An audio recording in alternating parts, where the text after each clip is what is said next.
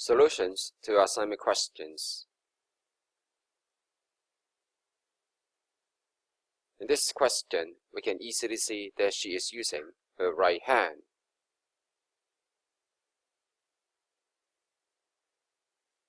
For this question, it is more difficult to see which hand she is using. So we look at the image, and then we can see this is her left hand, this is her right hand in the image. In this way, we may know she is using her left hand.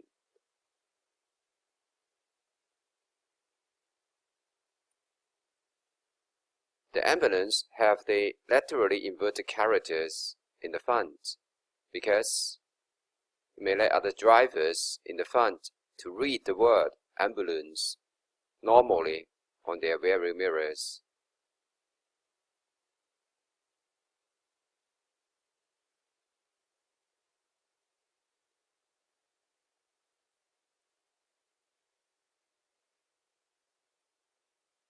For this question, what you have to do is to follow the following steps.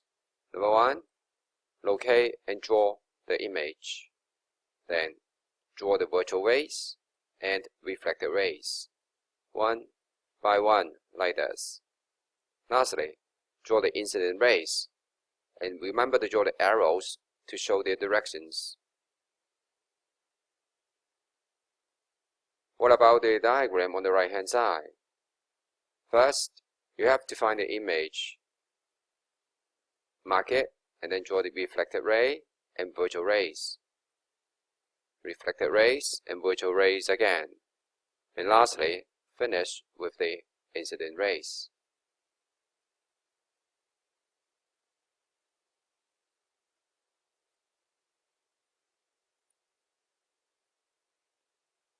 For this question, you have to draw the diagram to see how John may see Mary. John sees Mary because there is Mary's image produced by the mirror. So you should first of all draw Mary's image and then draw the virtual ray, reflected ray, and incident rays, one after another. This is for part A and B to show John sees Mary. What about part C? Mary sees John. You have to draw another diagram, and this time you have to draw John's image. Draw the virtual ray, reflected ray, and then finish it with the incident ray. For part D, John walks to the right. What happened to John's image? John's image also moves to the right. The speed is the same, in the same direction, to the right.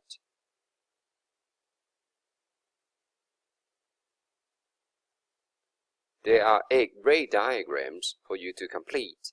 For all of them, follow the following steps.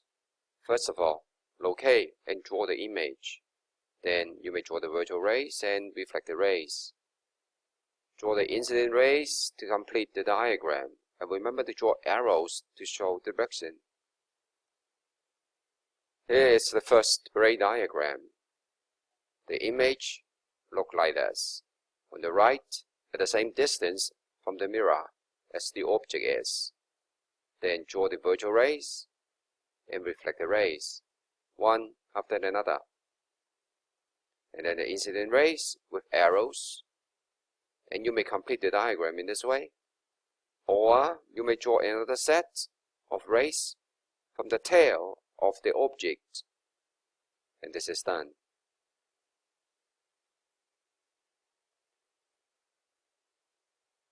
The next one looks like this, with inverted object.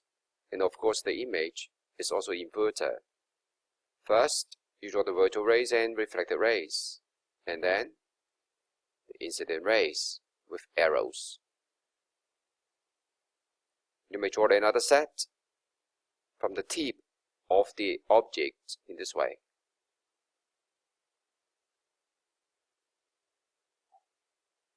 Next, you have an object pointing in this direction. So the image would be something like this. you may draw the virtual rays and reflected rays again from the tail of the image, and then they should start from the tail of the object. Similarly, you may draw another set for the tip of the object.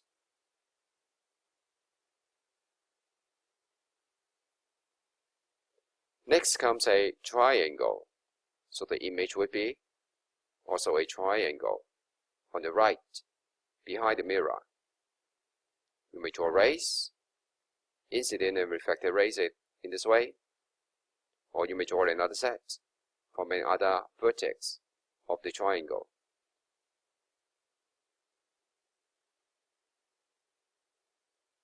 What about if the mirror is inclined in this direction? The image is there, and so you may draw the two sets of light rays in this direction.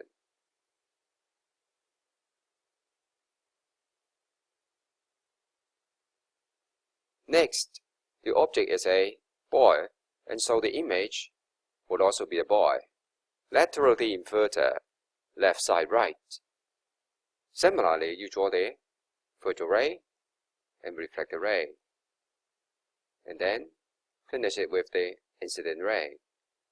To show that the boy can see his whole image, there should be another light ray from the head to his eye. So we start with a virtual ray, reflected ray, and that light ray comes from the head of the boy.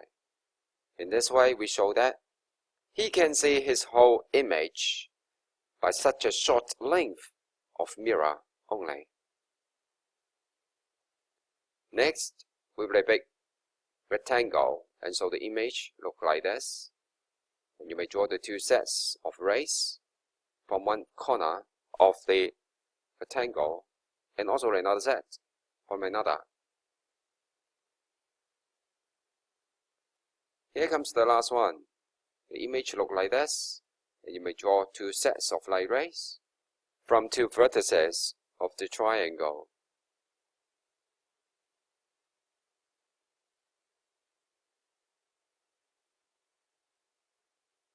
And now let's draw the diagram again to show how this boy may see himself in the mirror. Again, we draw the virtual rays and reflected rays first, and then complete it with incident rays. We do it again for the head of the boy.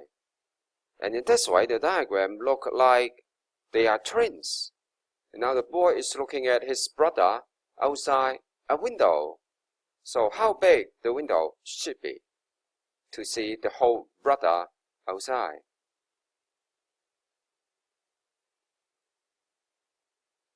To answer the question, we have to find a pair of similar triangles. And in this way, the length L and H are related by the length U and 2U.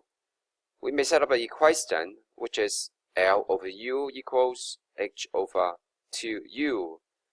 And in this way, we have found the minimum length of the mirror for the boy to see his whole image behind the mirror.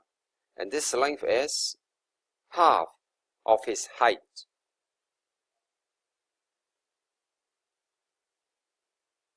So if the boy moves closer or further away from the mirror, well, the minimum length L changes.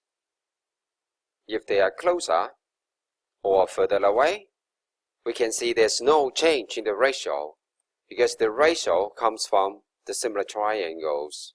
So the minimum length of mirror does not change.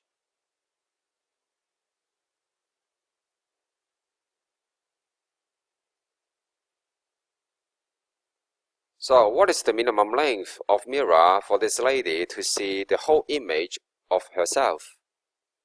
This is almost the same situation as in the last question. So the answer would be half of the height of the lady.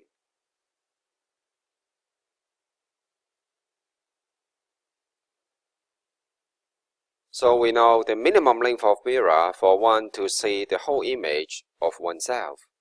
What about when mother wants to see Sam or mother wants to see Mary?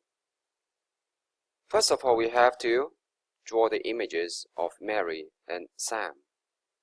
And after doing so, we have to find similar triangles as before. And now in order to find the minimum length x, we set up the equation 3 over x equals 6 over 1.3. Similarly, for the case of Mary, we do the same steps. We find similar triangles, but you can see that the length ratio is a bit different. For y, it would be 3 over y equals 4.5 over 1.2. So solve these equations to find the values of x and y.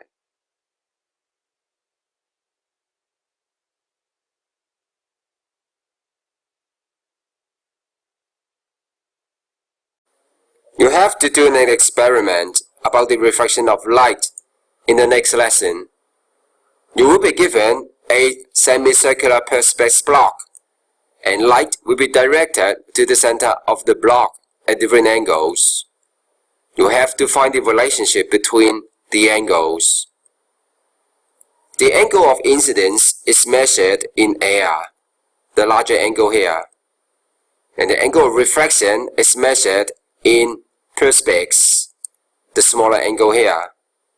These two angles are related by a formula called Snell's law. You must bring along your calculator in order to find the relationship between the angles. So what is refraction? Refraction occurs when light travels across an interface. An interface is the area of contact between two different medium. For example, vacuum and glass. When light travels from vacuum to glass, the speed of the light changes, and in this way, the direction of the light also changes. The relationship between the angle of incidence and the angle of refraction is given by the Snell's law, which looks like this. By using Snell's law, you will be able to find the angle of refraction for a given medium, such as glass.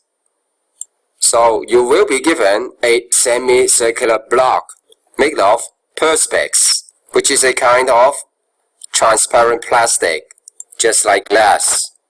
You have to use a ray box again and direct the light to the center of the semicircular block. And then you have to measure the angle of incidence and the corresponding angle of refraction. Fill in the result in the table here, and then you have to calculate the sine of the angles using the next table below. So make sure you bring along with your calculator. And then you have to plot a graph of sine I versus sine R, which means the vertical axis to be sine I, where I is the angle of incidence, and for the horizontal axis it is sine R, where R is the angle of refraction. Your graph will look like this, which means sine I is directly proportional to sine R.